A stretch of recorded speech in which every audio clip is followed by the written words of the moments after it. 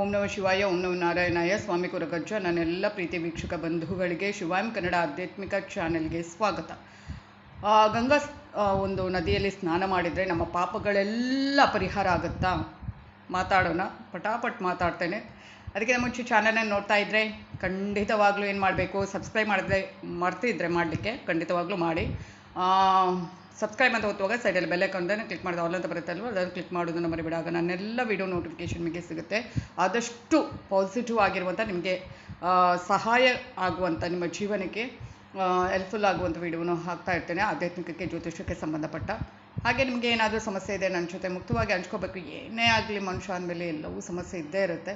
ಏನಾದರೂ ಪರಿಹಾರ ಅಥವಾ ಸಮಾಧಾನದ ಮಾತು ಬೇಕು ಅಂದರೆ ಸ್ಪಷ್ಟವಾಗಿ ಅರ್ಥ ಆಗೋಗೆ ಬರೆದುಕೊಳ್ಳಿಸಿ. ರಾಶಿ ನಕ್ಷತ್ರ ಅಥವಾ ಡೇಟ್ ಆಫ್ ಬರ್ತ್ ಏನಾದರೂ ಅದರಲ್ಲಿ ಒಂದು ಗೊತ್ತಿದ್ದರೂ ಪರವಾಗಿಲ್ಲ, ಅದನ್ನು ಹಾಕಿ. ಗೊತ್ತಿಲ್ಲ ಅಂದರೆ ಪರವಾಗಿಲ್ಲ, ಎರಡೂ ಗೊತ್ತಿಲ್ಲ ಅಂದರೆ ಪರವಾಗಿಲ್ಲ, ಪ್ರಶ್ನೆ ಹಾಕಿ. ಹಾಗೆಯೇ ಯಾರಿಗಾದರೂ ನನ್ನ ಚಾನೆಲ್ ಮುಖಾಂತರ ನಿಮ್ಮ ಪರವಾಗಿ ವಿಶ್ ಮಾಡಬೇಕು, ಯಾವುದೋ ಒಂದು ಒಳ್ಳೆ ಕಾರ್ಯಕ್ಕೆ ವಿಶ್ ಮಾಡಬೇಕು ಅಂದರೆ ಅದನ್ನು ಕೂಡ ಬರೆದುಕೊಳ್ಳಿಸಿ. ಖಂಡಿತವಾಗ್ಲೂ ವಿಶ್ ಮಾಡ್ತೇನೆ.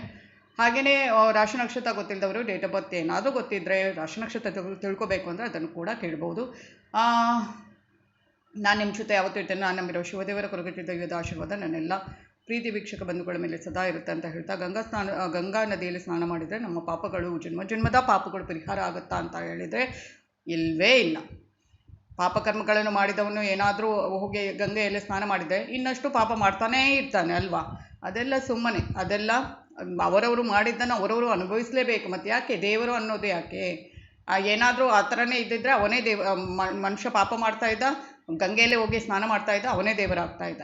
ಇನ್ನಷ್ಟು ಪಾಪಗಳನ್ನು ಮಾಡ್ತಾನೇ ಇರ್ತಾ ಇದ್ದ ಅಲ್ವಾ. ಖಂಡಿತವಾಗ್ಲೂ ಆ ಒಂದು ಮಾತು ನಂಬಲಿಕ್ಕೆ ಅಸಾಧ್ಯವಾದಂಥದ್ದು.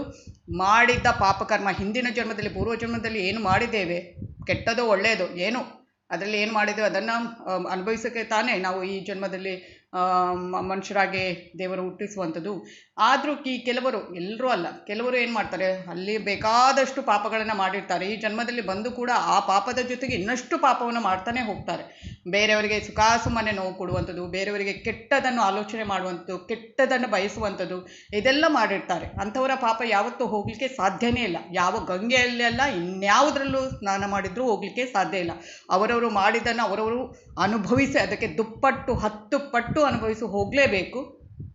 ಇದು ಸತ್ಯ.